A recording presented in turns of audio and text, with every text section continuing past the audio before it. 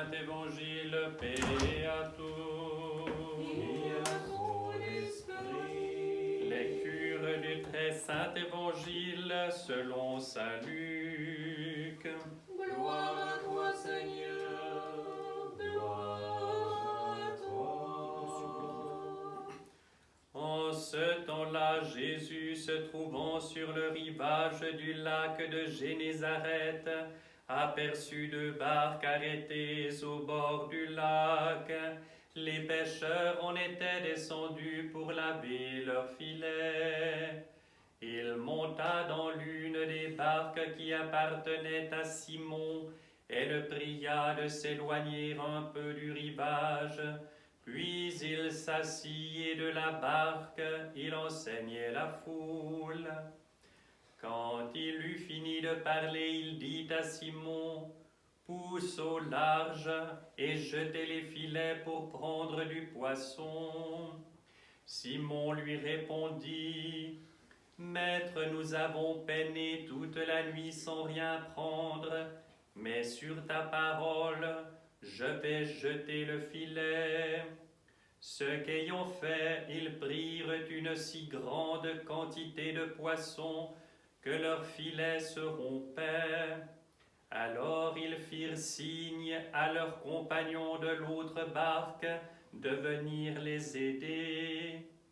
Ils vinrent et remplirent les deux barques au point qu'elles enfonçaient. Voyant cela, Simon-Pierre se jeta aux genoux de Jésus et lui dit, « Seigneur, éloigne-toi de moi, car je suis un homme pécheur. » Car l'épouvante l'avait saisi, lui et tous ses compagnons, à cause de la pêche qu'ils avaient faite. Il en était de même de Jacques et de Jean, fils de Zébédée, les compagnons de Simon. Alors Jésus dit à Simon, « Ne crains pas, désormais ce sont des hommes que tu prendras. » Et quand ils eurent ramené leurs barques au rivage, ils laissèrent toutes et le suivirent. En ce temps-là, Jésus, descendant de la montagne avec ses apôtres, s'arrêta sur un plateau où se trouvait une foule nombreuse de ses disciples et une grande multitude de gens venus de toute la Judée et de Jérusalem et du littoral de Tyr et de Sidon pour l'entendre et se faire guérir de leurs maladies. Ceux que tourmentaient des esprits impurs étaient guéris eux aussi, et toute cette foule cherchait à le toucher parce que de lui sortait une force qui les guérissait tous. Alors il leva les yeux sur ses disciples et dit, « Heureux vous les pauvres, car le royaume de Dieu est à vous. Heureux vous qui avez faim maintenant, car vous serez rassasiés. Heureux vous qui pleurez maintenant, car vous serez dans la joie. Heureux serez-vous si les hommes vous haïssent, s'ils vous frappent d'exclusion et s'ils insultent et proscrivent votre nom comme infâme à cause du Fils de l'homme. Réjouissez-vous ce jour-là et tressaillez d'allégresse, car votre récompense sera grande dans les cieux. » Gloire à toi, Seigneur. Gloire à toi.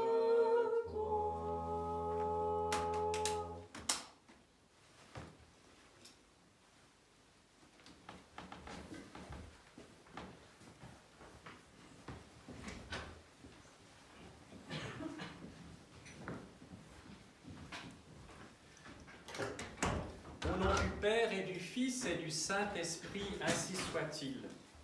Je vous souhaite à tous une très lumineuse fête de Saint-Serge de Radonège. C'est en effet un jour de très grande fête, parce que nous pourrions voir les choses de l'extérieur et de dire, ben voilà, c'est en effet un des saints protecteurs de la Russie. Mais L'importance de Saint Serge, c'est qu'il a véritablement permis le renouveau du monachisme, ou plutôt, il est le fruit d'une attente spirituelle et d'une vie en Christ profonde du peuple de son temps, ce qui a suscité la venue de Saint Serge et le fait qu'il ait pu véritablement être là et ainsi permettre, après les catastrophes de la période d'occupation tatare, de renouer les fils, si vous voulez, avec la vie monastique de ces contrées. Et vous le savez, il n'a eu de cesse de protéger tous ceux qui l'invoquent avec foi et les aider à cheminer et les conduire au Christ. Et ces miracles sont tout à fait innombrables. Et pour ceux qui ont eu la grâce d'aller une ou plusieurs fois en pèlerinage à Sergueïev Posad, eh bien, ont bien senti la présence extraordinaire de ce saint.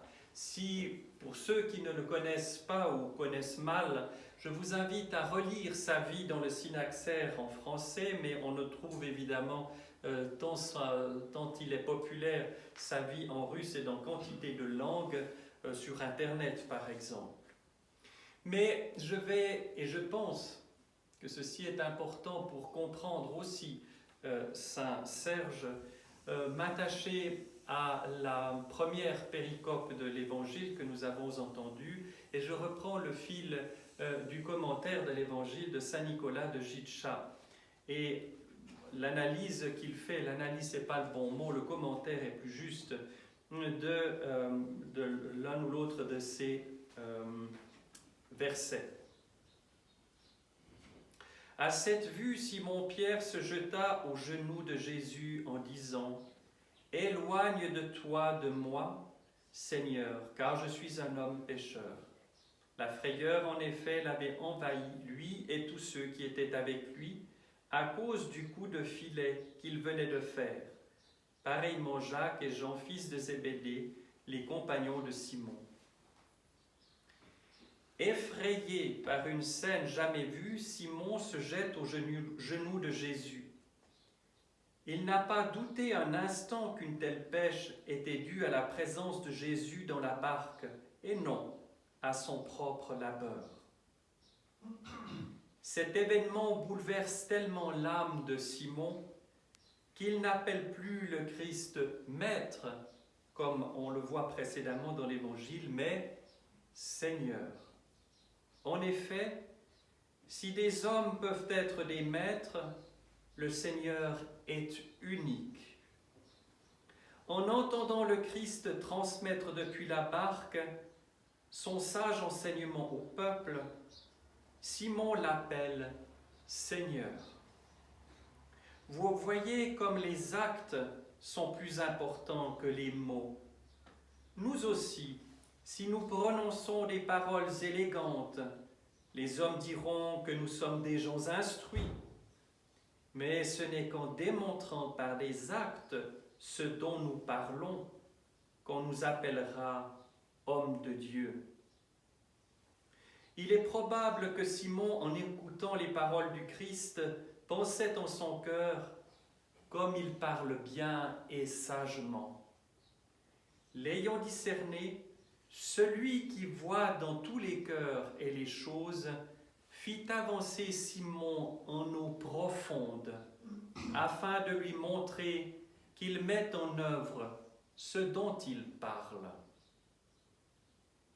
Mais écoutez ce que Simon dit au Seigneur. Au lieu de lui exprimer sa reconnaissance pour un tel don et son émerveillement devant ce miracle, il dit « Éloigne-toi de moi ». Mais les Gadaréniens n'avaient pas prié le Christ de s'éloigner d'eux après qu'il eut guéri un possédé? Oui, mais pas pour les mêmes motifs que Pierre. Les Gadaréniens chassaient le Christ de façon intéressée car ils étaient tristes d'avoir perdu les porcs qui avaient péri dans les flots avec les démons que le Seigneur avait expulsés du corps humain. Pierre, lui, dit « Je suis un homme pécheur ». C'est parce qu'il est conscient de son état de pécheur et de son indignité qu'il supplie le Seigneur de s'éloigner de lui. Ce sentiment de son propre état de pécheur en présence de Dieu constitue la pierre précieuse de l'âme. Le Seigneur l'estime plus que tous les chants formels d'émerveillement et de gratitude. Car si l'homme chante de nombreuses hymnes d'émerveillement et de gratitude à l'intention de Dieu, sans avoir le sentiment de son état de pécheur, tout cela ne lui sert à rien. C'est le sentiment d'être pécheur qui conduit au repentir devant le Christ. Et le Christ mène à la régénération. Le sentiment d'être pécheur marque le début du chemin du salut. Après avoir longtemps erré sur des chemins de traverse, il ne reste plus qu'à suivre ce chemin et à ne plus en dévier ni à gauche ni à droite. À quoi a servi la prière du pharisien qui pensait louer Dieu en faisant son propre éloge dans le temple? Il n'eut aucune excuse devant Dieu, à l'inverse du publicain qui se frappait la poitrine en implorant Dieu, « Mon Dieu, aie pitié du pécheur que je suis. » C'était là le début de l'apprentissage de Pierre dans la foi en Christ.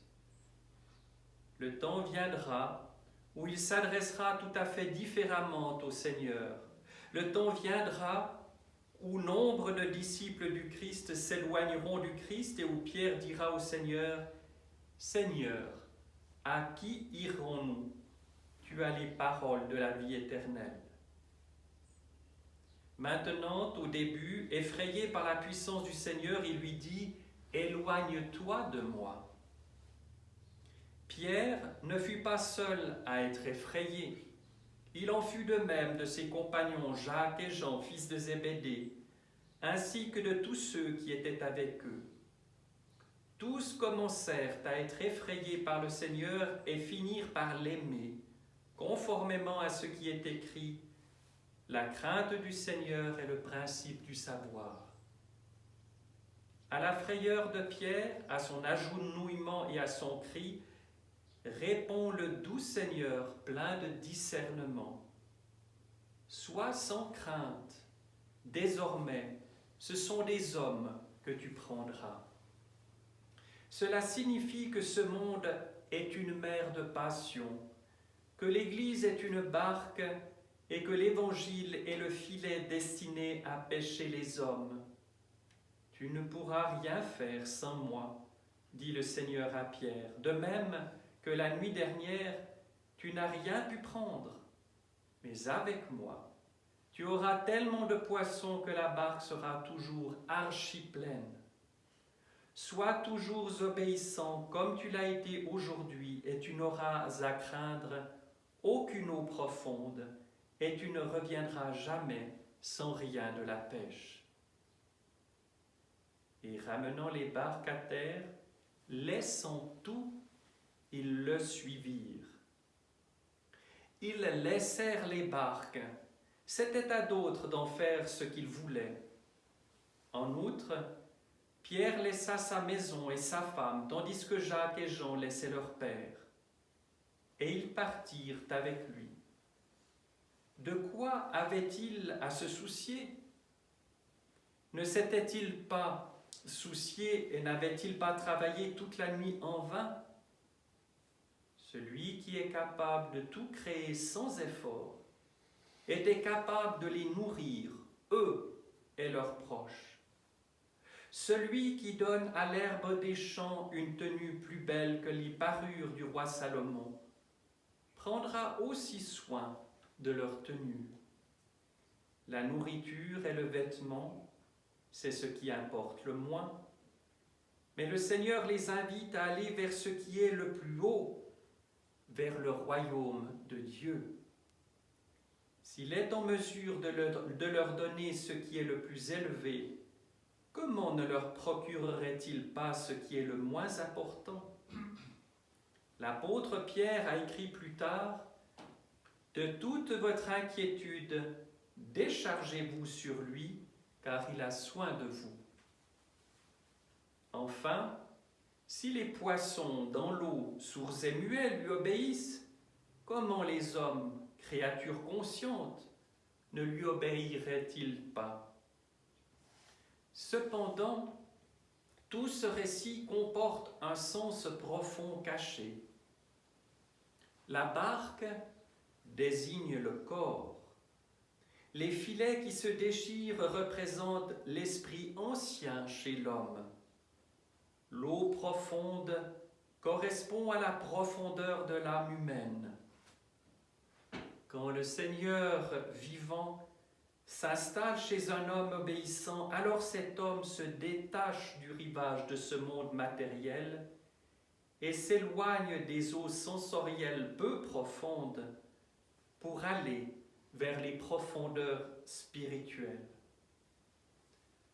Dans ces profondeurs, le Seigneur lui révèle la richesse infinie de ses dons, que l'homme a recherché en vain de toutes ses forces tout au long de la nuit de son existence.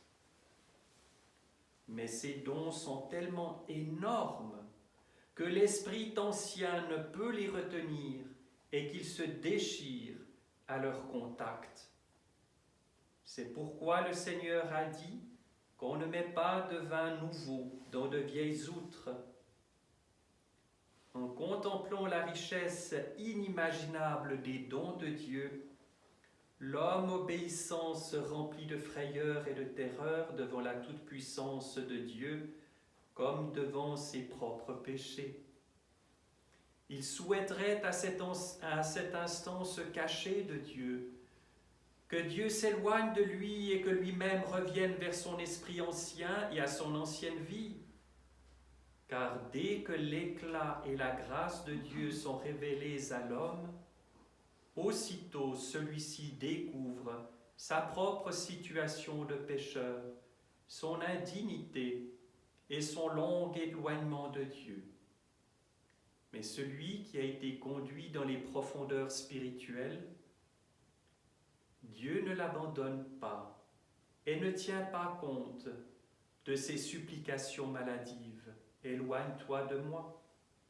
Dieu, au contraire, l'encourage et le réconforte en disant « Sois sans crainte ». Voyez-vous, Saint Serge a vécu cela de manière très simple et très intime.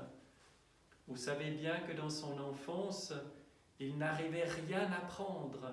Il était incapable de lire même, jusqu'au jour où il a rencontré ce saint moine et qu'il a senti la présence de Dieu en cet homme, qui lui a fait confiance lorsqu'il lui a dit d'ouvrir le livre de l'office et de lire, et il a lu comme jamais.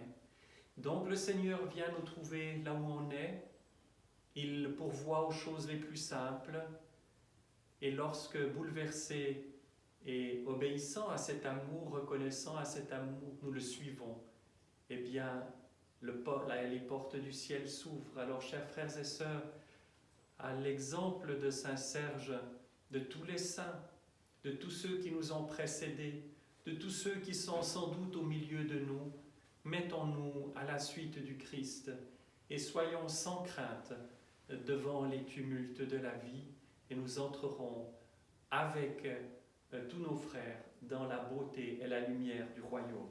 Au nom du Père et du Fils et du Saint-Esprit, ainsi soit-il.